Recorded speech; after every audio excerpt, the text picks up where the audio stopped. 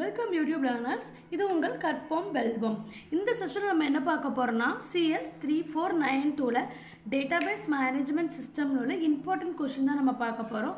Part B and C என்னெல்லாம் questions கேட்க வாய்ப்பு இருக்குது அப்படின்னு நம்ம பார்க்க போகிறோம்.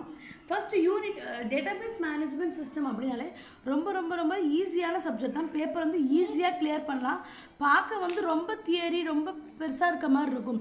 பட் நீங்கள் ஒன்ஸ் படிச்சிட்டிங்க அப்படின்னா ஒன் டைம் ரீட் பண்ணாலே உங்களுக்கு கண்டென்ட் வந்து ரொம்ப ஈஸியாகவே புரியும். ஸோ புரிஞ்சு படித்தா ரொம்ப ஈஸியான subject.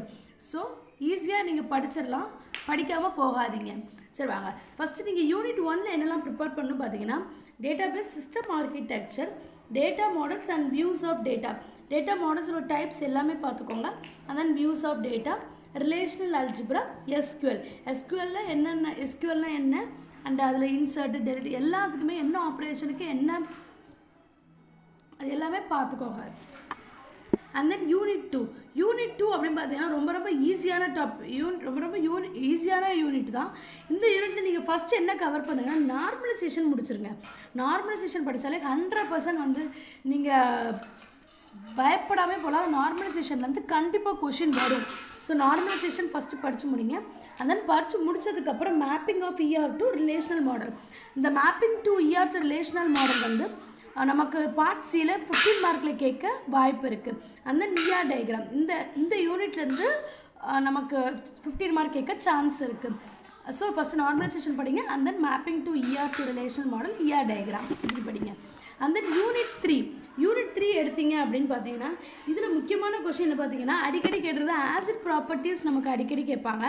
And then concurrency control and 2 phase locking. இது ரொம்ப பார்க்க வந்து டாபிக் வந்து என்னமோ வித்தியாசமாக தெரியும், பட் படிச்சிங்கன்னா ரொம்ப ஈஸியான டாபிக் தான். And then deadlock handing and deadlock prevention.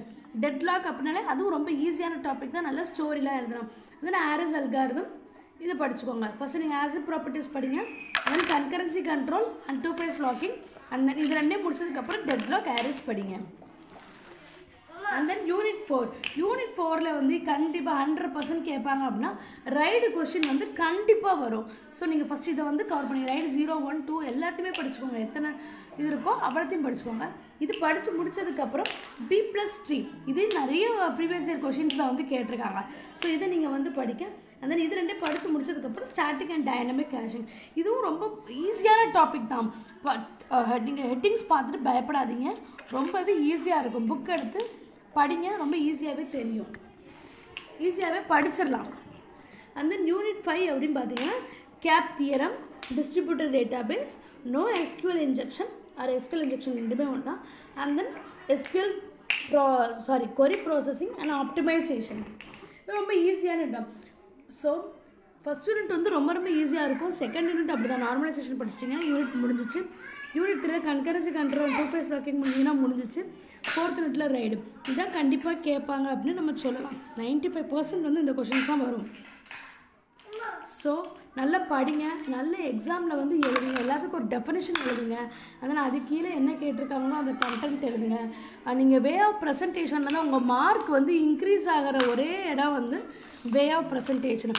And then pages எல்லாம் இப்போ வந்து நமக்கு வந்து இப்போ ஒரு கொஷனுக்கு வந்து இப்போ 4 pagesனால் 4 pages மட்டும் ஆக்குப்பை பண்ணுங்கள்.